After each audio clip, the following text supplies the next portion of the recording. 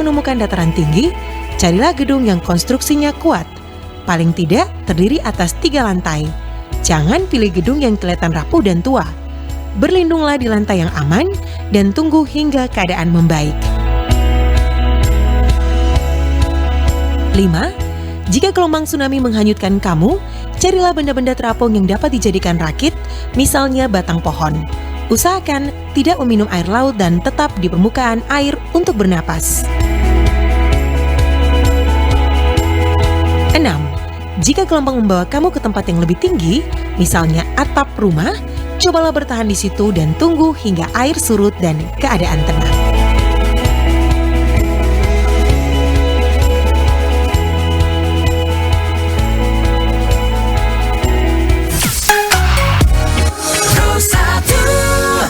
Pendengar Pro 1 dimanapun Anda berada, selamat pagi untuk Anda semuanya. Terima kasih saat ini masih setia bersama kami di Florata pagi ini. Baik, pendengar Pro 1 dimanapun Anda berada ya, kami mohon maaf karena siaran terhenti beberapa saat ya, karena kita tahu ya semua masyarakat atau pendengar daratan Flores Lembata di pukul 5 tadi ya, lebih 58 menit daratan Flores ya, terjadi gempa bumi yang mana pendengar terkait dengan hal ini kita akan wawancara Kepala Stasiun Geofisika Kupang Arief Tiastama.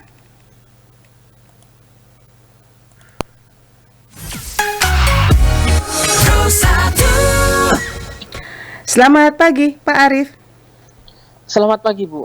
Apa kabar pagi hari ini Pak Arief? Kabar baik Bu. Baik ya, dan untuk daratan Flores ya, informasi pagi hari ini terjadi gempa ini Pak Tias. Ya, baik. Betul sekali Bu. Ya, dan untuk mengawal perbincangan kita ya, kira-kira bagaimana data terbaru Stasiun Geofisika Kupang terkait gempa bumi yang terjadi di daratan Flores pagi ini Pak? Baik, terima kasih Bu. Perlu saya sampaikan bahwa hari ini Sabtu tanggal 15 Agustus 2026 pada pukul 05 lebih 58 menit 24 detik waktu Indonesia Tengah, wilayah Nagekeo dan sekitarnya tadi diguncang gempa bumi tektonik. Dari analisa BMKG menunjukkan bahwa gempa ini memiliki parameter yang update, yang tadi kita update dengan magnitudo 7,7. Iya. Jadi epicenter gempa bumi juga ini terletak pada koordinat 8,41 derajat lintang selatan dan 121,39 derajat bujur timur pada jarak 30 km sebelah utara Mbai, Nagekeo, pada kedalaman 15 km. Iya. Ini dengan memperhatikan lokasi epicenter dan kedalaman hiposenternya. Jadi gempa bumi ini merupakan jenis gempa bumi yang dangkal yang diakibatkan oleh aktivitas sesar aktif. Dari hasil analisis mekanisme sumbernya memiliki mekanisme pergerakan yang naik atau thrust fault. Dan berdasarkan estimasi peta guncangan ya, peta guncangan atau SIGMAP, gempa ini dirasakan dengan MMI sekitar 7 MNI. Untuk saat ini yang terinfo 7 MMP, bahwa tiap-tiap orang keluar rumah kerusakan ringan pada bangunan konstruksi yang baik. Jadi untuk bangunan-bangunan yang baik terjadi kerusakan ringan itu di Aesesa, Nagekeo, Riung, Ngada dan Kota Mbai. Kemudian untuk intensitas 6 MMI atau getaran dirasakan oleh semua penduduk, kebanyakan orang terkejut dan lari keluar. Itu dirasakan di Wolowai itu untuk yang 6 MMI, Nagekeo, Kota Bajawa. Kemudian untuk 5 MMI ini dirasakan oleh hampir semua penduduk, banyak orang yang terbangun ya kalau sedang pagi sedang tidur. Ini terjadi di Kota Ende, Kota Borong dan Kota Ruteng. Untuk info gempa susulan, jadi hingga jam 7 atau jam 8 WITA, jam 7 WIB atau jam 8.12 WITA, hasil monitoring kami menunjukkan bahwa telah terjadi 24 kejadian gempa bumi susulan. Jadi kami menghimbau kepada masyarakat agar tetap tenang dan tidak terpengaruh oleh isu yang tidak dipertanggungjawabkan kebenarannya. Pastikan informasi resmi dari BPBD atau BMKG bisa dilihat di kanal-kanal yang resmi seperti di info BMKG, kemudian atau di website kami www.bmkg.go.id atau ina TEWS terus ina tews.bmkg.go.id atau juga di Telegram ina TEWS BMKG. Ini bisa dilihat di aplikasi Android dan iOS. Dan untuk masyarakat di daerah yang terdampak agar untuk sementara ini jangan dulu memasuki rumah-rumah atau beraktivitas di dalam rumah atau bangunan yang mengalami kerusakan. Jadi untuk sementara mungkin aktivitas di luar rumah dulu, khusus untuk bangunan-bangunan yang terdampak kerusakan yang lumayan berat. Demikian dari kami. Ya, Pak Tias, jadi gempa ini terpusatnya di Nagekeumbai begitu Pak ya? Iya, di sebelah utara Mbai. Dengan 7,7 magnitudo begitu? 7,7 magnitudo. Oke. Dan apakah gempa ini tergolong gempa dangkal atau gempa dalam yang menyebabkan tsunami, Pak? Iya, ini gempa yang gempa dangkal yang menyebabkan tsunami. Jadi ini tadi ada konfirmasi bahwa gelombang tsunami telah melanda pesisir di Mbai, kemudian di Labuan Bajo, sebentar di Maumere juga, tapi kecil ya, hanya kurang dari 1,5 meter. Untuk datanya, sebentar Bu.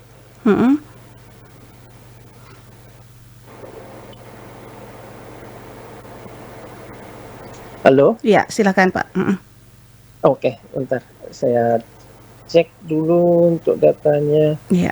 Itu untuk di Bakalang Alor, Alor itu ketinggiannya 0,14 meter. 0,14. Kemudian di Dompu 0,17, jadi hanya sekitar 17 cm. Kemudian di Flores Timur ketinggiannya 0,25 meter atau 25 cm. Kemudian di Labuan Bajo itu di 36 cm. Dan ini yang paling tinggi di Maurole ND itu sekitar 0,94 meter atau 94 cm. Kemudian di Kewa Pante Sika itu 38 cm. Kemudian di Sika sendiri 0,19. Demikian Bu. Baik. Infonya. Baik, Pak Tias, dari sisi tektonik nih, apa yang menjadi penyebab gempa bumi yang terjadi di daratan Flores ini, Pak? Ini aktivitas sesar aktif yang berada di sebelah utara Pulau Flores ya, Bu, atau disebut dengan back thrust. Itu Bu. Iya. Dan setelah gempa utama ini terjadi, apakah nanti masyarakat perlu mengantisipasi kemungkinan terjadi gempa susulan, Pak Tias? Oh iya Bu, sementara ini gempa susulan masih tetap berlangsung. Jadi masyarakat tetap harus waspada, dan untuk sementara untuk yang bangunan-bangunannya dalam kondisi yang tidak memungkinkan untuk ditinggali, sementara ini harus berada di luar dulu ya Bu ya. Luar, dan di atas bisa membangun tenda-tenda di luar rumah. Iya, dan jika terjadi gempa susulan ya Pak Tias, apakah kekuatan biasanya lebih kecil dibandingkan gempa utama, atau masyarakat tetap harus mewaspadai kemungkinan guncangan yang lebih kuat, Pak? Kemungkinan lebih kecil, tetapi kita harus tetap waspada supaya masyarakat, karena meskipun gempa susulan lebih kecil pun kalau bangunannya sudah sudah retak atau mungkin sudah miring, itu kan dikhawatirkan nanti bisa menimbulkan korban juga, Bu. Jadi tetap harus waspada, Waspada. dan jangan beraktivitas di bangunan-bangunan yang sudah tidak layak huni. Iya, Pak Tias, apa tanda-tanda atau informasi yang harus diperhatikan masyarakat dalam beberapa jam ke depan setelah gempa ini, Pak? Untuk tanda-tanda saat ini belum bisa dipastikan tanda-tanda apa yang harus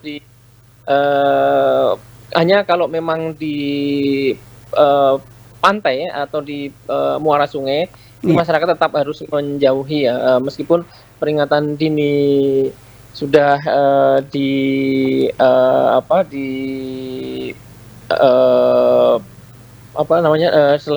selesai peringatan dini, tapi tetap masyarakat tetap sebaiknya waspada dan juga menjauhi tebing-tebing karena gempa susulan masih mungkin terjadi dan kekuatannya juga masih cukup untuk membuat tebing-tebing jadi longsor. Jadi masyarakat harus tidak beraktivitas di tebing-tebing yang kemungkinan akan longsor. Ya, Pak Tias, bagaimana masyarakat dapat membedakan informasi resmi mengenai gempa dengan informasi yang tidak benar atau hoaks yang mungkin beredar di media sosial, Pak? Dipastikan sumbernya, Bu, atau kalau memang ada informasi yang diterima itu bisa dikonfirmasi ke instansi yang terkait atau yang resmi seperti BPBD atau BMKG. Jadi tidak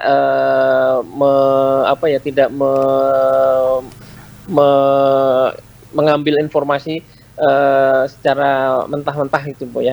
Harus dikonfirmasikan dulu kepada instansi-instansi yang terkait seperti BPBD dan BMKG. Iya, Pak Arief, masyarakat seringkali kan mengaitkan gempa dengan berbagai tanda alam ya, atau memprediksi kapan ya gempa berikutnya akan terjadi. Apakah secara ilmiah ini gempa bumi dapat diprediksi secara pasti, Pak?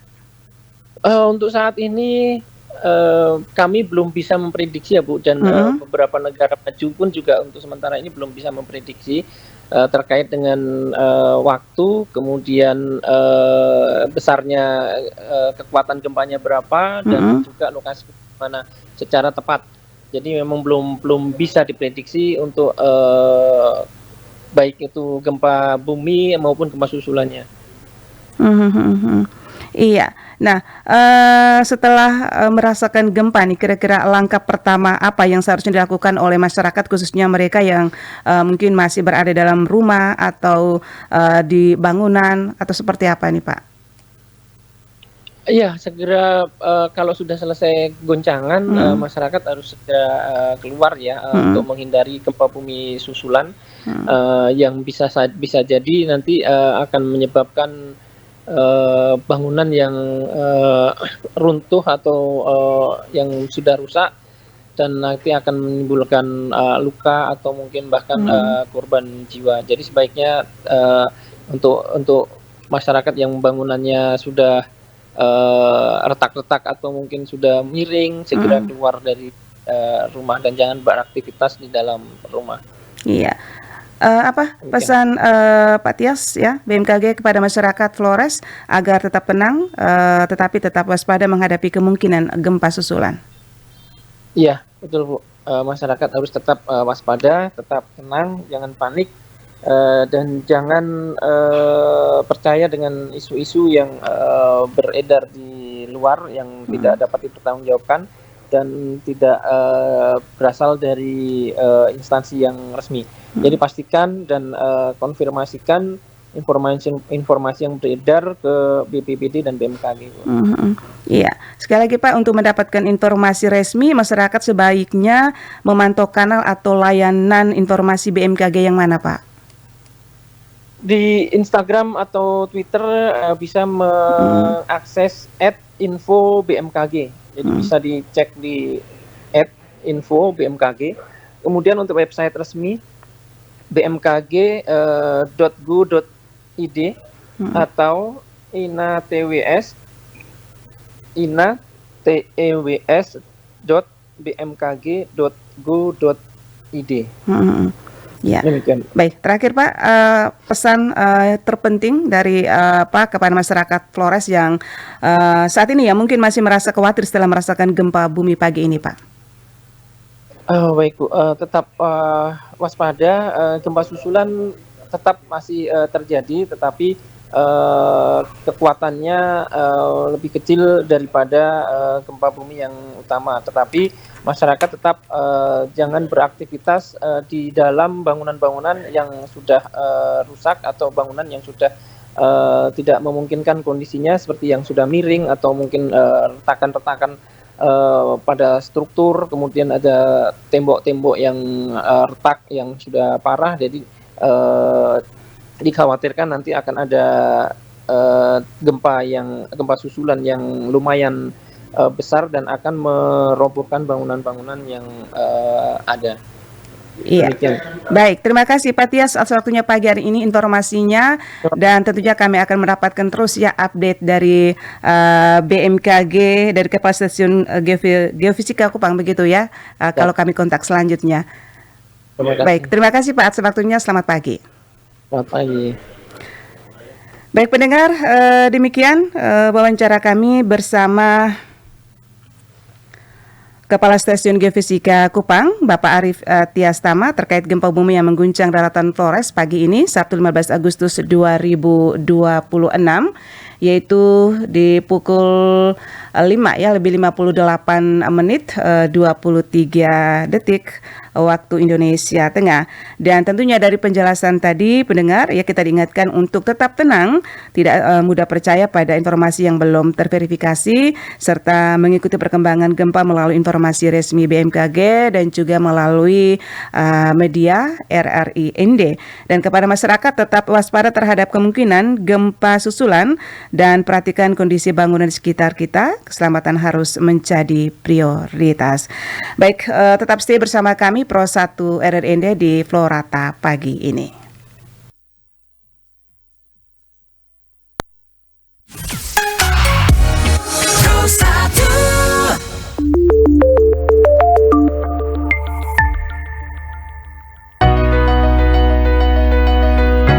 Gempa bumi adalah peristiwa berguncangnya bumi yang disebabkan oleh tumbukan antar lempeng bumi, aktivitas sesar, aktivitas gunung api, atau runtuhan bangunan. Ada beberapa hal yang perlu diketahui. Pertama, pra-bencana. Yang perlu dilakukan adalah menyiapkan rencana untuk penyelamatan diri apabila gempa bumi terjadi. Melakukan latihan yang dapat bermanfaat dalam menghadapi reruntuhan saat gempa bumi, seperti merunduk, perlindungan terhadap kepala, berpegangan ataupun dengan bersembunyi di bawah meja, menyiapkan alat pemadam kebakaran, alat keselamatan standar, dan persediaan obat-obatan.